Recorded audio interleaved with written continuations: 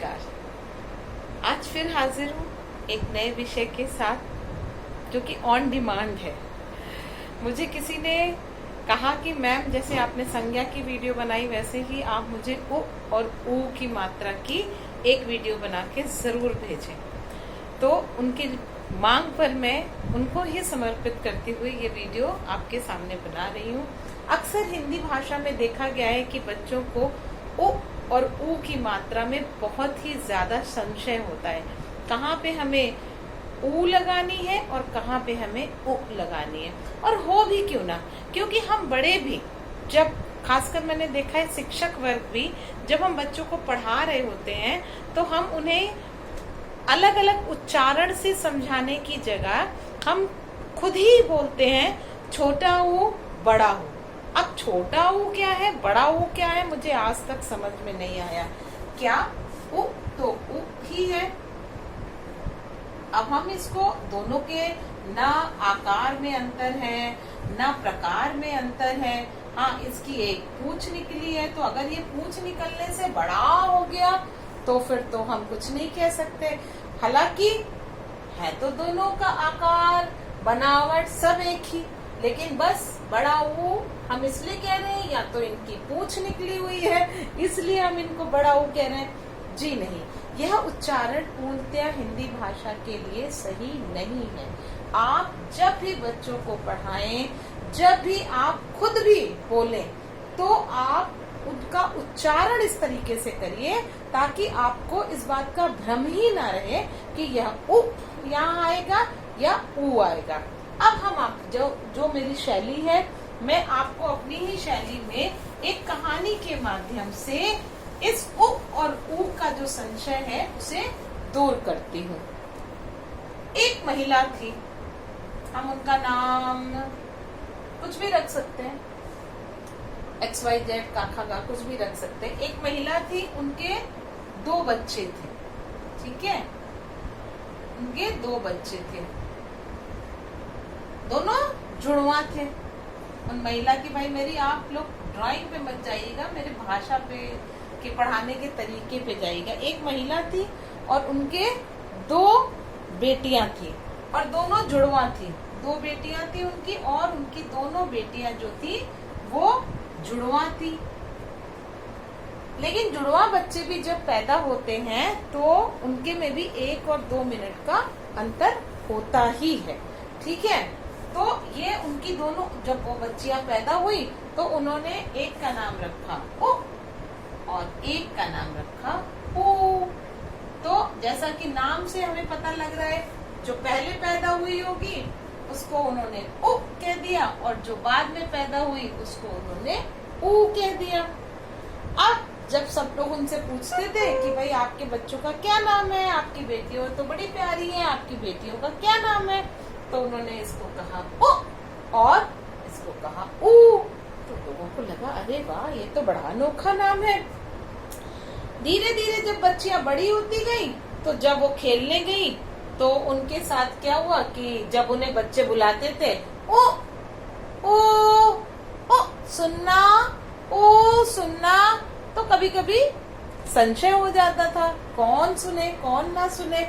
तो धीरे धीरे लोगों ने उसको अपनी आसानी के लिए बोलना शुरू किया, छोटा ऊ सुनो, बड़ी ऊ सुनो।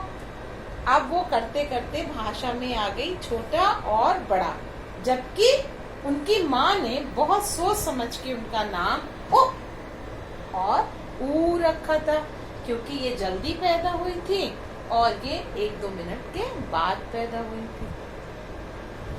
तो ये एक छोटी सी कहानी है, लेकिन आप इससे बहुत बड़े विषय को समझ सकते हैं, औरों को भी समझा सकते हैं कि जिन शब्दों को बोलने में हमें कम समय लगता है उनमें हम उ की मात्रा लगाते हैं, और जिन शब्दों को बोलने में हमें थोड़ा ज्यादा समय लगता है उसमें हम ऊ की मात्रा लगाते हैं।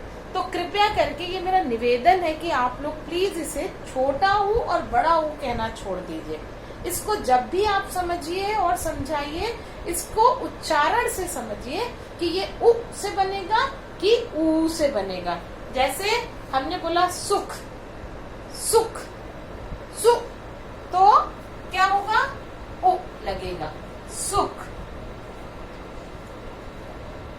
हमने बोला सूखा, हम सूखा तो नहीं बोलते, हम सूखा बोलते हैं, सूखा, सुख, सूखा।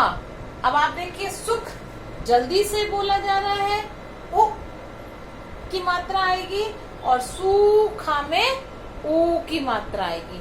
तो जिन शब्दों को, ऊ की मात्रा वाले शब्दों को, ऊ के उच्चारण वाले शब्दों को बोलने में कम समय लगता है, वहां पे हम उ की मात्रा लगाएंगे, और जिन्हें बोलने में हमें ज्यादा समय थोड़ा सा लगता है, इसके अनुपात में वहां पे हम ऊ की मात्रा लगाएंगे।